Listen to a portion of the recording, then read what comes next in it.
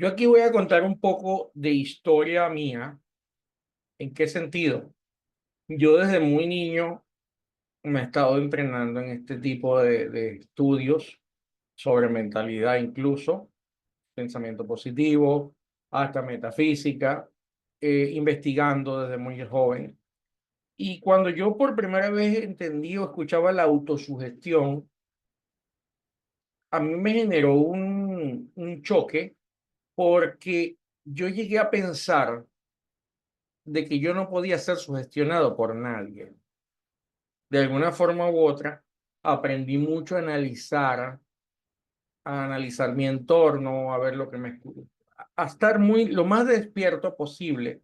Y llegué a sentirme que yo era inmune a la sugestión. Aquí estamos hablando de autosugestión, pero a la sugestión. Pero años después, con el vivir, con el devenir, con el observar mis errores pasados, me di cuenta que sí era sugestionable. Y todos los seres humanos somos sugestionables. No importa el nivel de que tengamos, digo yo, espiritual o psicológico o educativo, todos estamos sujetos a la sugestión. Por eso la publicidad funciona, por eso el marketing funciona, porque todos somos o todos estamos expuestos a esto. Ya luego de entender que todos somos cuestionables, aquí es importante entonces poder tomar en cuenta este principio de la autosugestión. Yo puedo no evitar que otros me sugestionen, es algo que es posible, pero puedo autosugestionarme yo mismo, cosa que también es posible y que es muy efectivo. De hecho, hay algo bien interesante a la gente que le gusta escuchar afirmaciones. Las mejores afirmaciones son hechas por nuestra voz. Si nosotros nos escuchamos a nosotros mismos, nos autosugestiona. Y algo para quienes tengan madres vivas y dispuestas, si es otra voz luego de la de nosotros con mayor poder es la de nuestra madre. Entonces, ahí hay un poder bien interesante. Uno de los principales motivos del fracaso de las personas en casi todos sus objetivos es que nosotros no podemos construir desde el dolor, no podemos construir desde la tristeza, no podemos construir desde la rabia, sí se puede construir, pero por corto tiempo. Entonces, ¿qué es lo importante aquí? Que nosotros podamos construir, entendiendo que esta construcción se fundamenta en atraer aquellas emociones que corresponden con nosotros. Entonces, si yo estoy triste, voy a atraer tristeza. Si mi conexión con el dinero es la desesperación, lo que voy a atraer es desesperación. No voy a atraer más dinero. Si vivo en quejas, lo que voy a traer a mi vida es las quejas. Entonces, lo importante de reacondicionar nuestro carácter, y aquí hay una clave en una frase que dice acá, que ya leímos, teje las prendas internas del carácter. Nosotros podemos tejer las prendas internas del carácter, que son las más fuertes, y las prendas externas de la circunstancia. Entonces, ciertamente, las circunstancias nos pueden afectar y nos van a afectar, pero nosotros podemos empezar a hacer que esas circunstancias que nos pueden, externas, que nos pueden afectar, tengan una menor influencia sobre nosotros. Y esto, fíjense que si nos vamos a la inteligencia emocional, parte del hecho que en la medida que dejemos de actuar desde la emoción, nosotros vamos a empezar a estar mejor. Porque, ¿qué pasa? Cada momento difícil, cada condición difícil que nos toque vivir, Si nosotros aprendemos a respirar profundo antes de tomar una acción, antes de pensar en una acción incluso, o sea, en un momento de crisis, uno puede practicar respiración profunda, por ejemplo, y dejar de pensar y hasta de sentir tonterías. Porque eso que estamos sintiendo y eso que estamos pensando son acciones. O sea, un nivel más avanzado de inteligencia emocional. Yo les he enseñado a la gente, yo daba un taller hace mucho que no lo doy, aprendiendo a vivir con inteligencia emocional, y yo le enseñaba a la gente en esos talleres, mira, cómo pasar la rabia que tú tuvieses con tu jefe, aguántatela, pero no lo vayas a insultar porque te van a botar del trabajo. Pero bueno, un nivel más avanzado de eso es aguanta tu rabia hasta contigo mismo. Es decir, puedes pegar un grito, o sea, puedes salir a la calle y desahogarte y todo lo demás, pero debes aprender a no planificar de eso, a no establecer pensamientos de queja, pensamientos obstructivos. O sea, tú puedes pegar un grito, así como, o sea, bien, pero no pienses qué vida tan injusta, qué gente tan mala, qué situación tal. No, allí es donde tenemos que aprender a detener ese torrente. Respirar profundo, verlo, incluso porque si son sentimientos o pensamientos muy fuertes, ellos van a estar allí presentes y no los vas a poder detener. Entonces, cuando no los puedes detener, los vas a observar. Y mientras los observas, puedes decir, este no soy yo. Es decir, separarlos,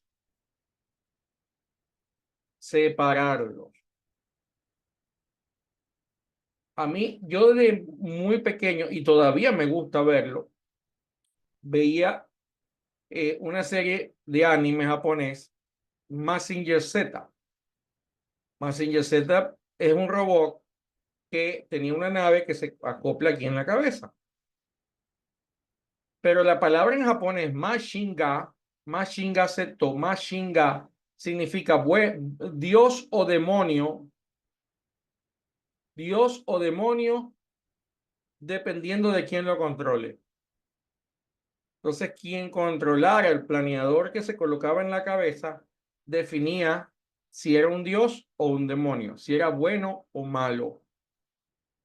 Entonces, detrás de ese símbolo, de ese anime, está oculto el hecho de que así somos nosotros. En una oportunidad también en Harry Potter, la película, si las han visto, en la última, pero él le dice al profesor, Dumbledore, le dice que él sintió cosas muy malas. Creo que no fue en La Reliquia de la Muerte. Él dice en una de las películas, sentí cosas muy horribles, como si yo fuese el malo, Voldemort. Y él le dice, el maestro o Dumbledore le dice a Harry, no fue en La Reliquia de la Muerte, fue en otra historia. Le dice, no importa lo que puedas llegar a sentir, lo importante es lo que tú hagas. Entonces, ciertamente, esas energías llegan a nosotros, pero lo que tenemos que aprender es a verlas desde afuera. Claro, está con meditación, esto se puede alcanzar, y verlas desde afuera. Cuando ya tú las sacas, ellas pierden, aunque están allí, ya ellas perdieron gran cantidad de poder sobre ti, porque ya tú no las reconoces como tuyas. En la Biblia eso está simbolizado como el Dios de este mundo llega a mí y no tiene dónde asirse.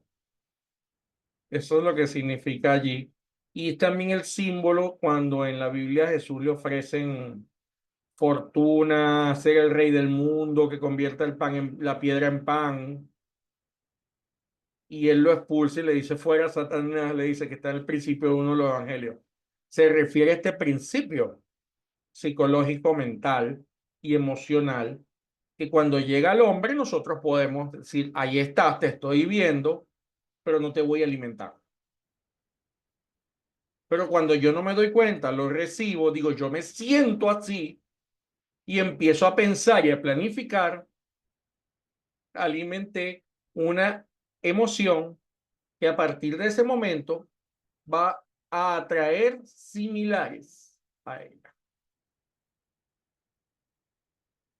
Hay un relato muy mal entendido también bíblico, no lo recuerdo textual, pero mucha gente debió haberles contado alguna vez la versión tergiversada de que salía un demonio y buscaba a otros iguales para atacarte, que es la famosa legión.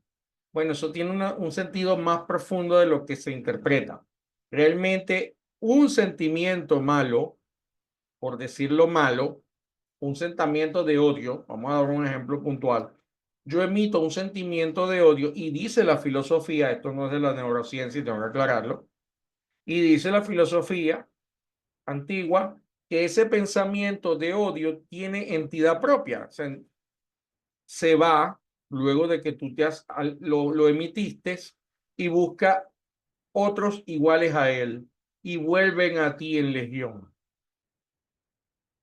Detrás de todo ese símbolo de la legión del mal y todo ese tipo de cosas, es porque un pensamiento y un sentimiento atraen su igual.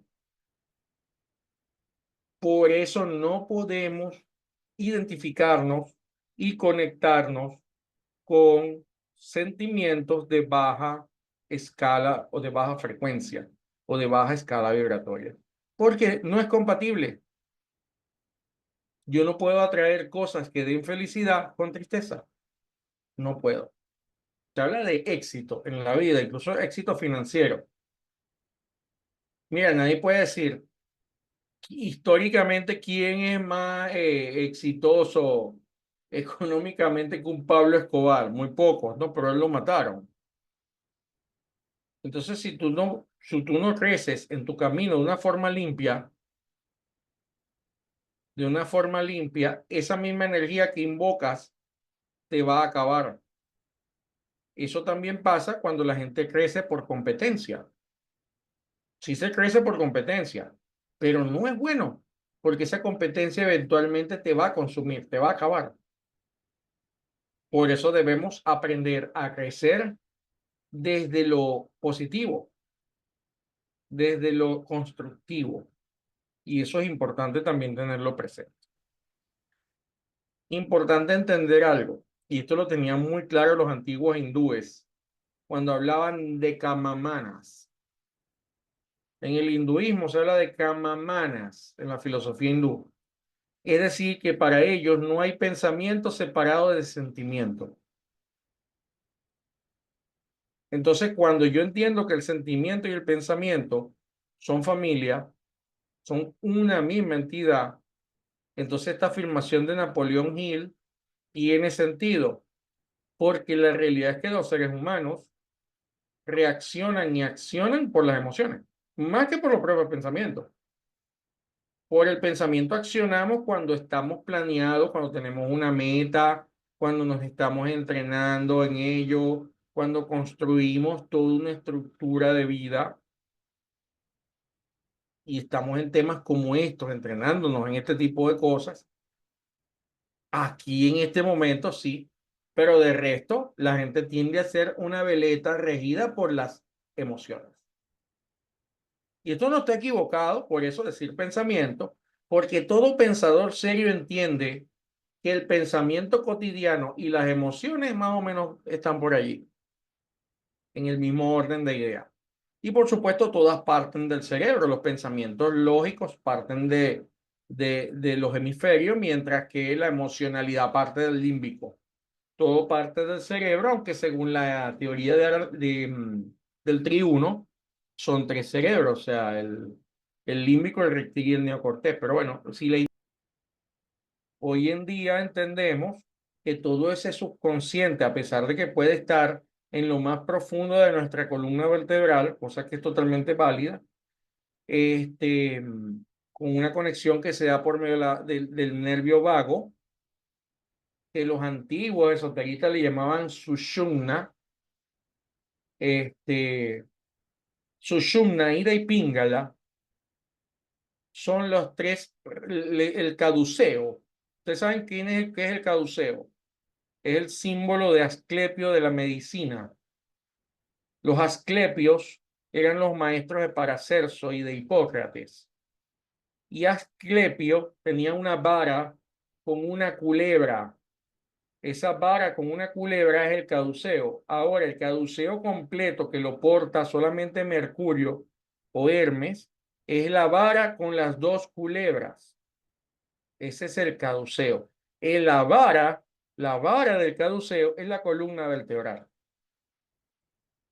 O sea, por eso lo utilizaban los antiguos médicos y todavía es un símbolo médico.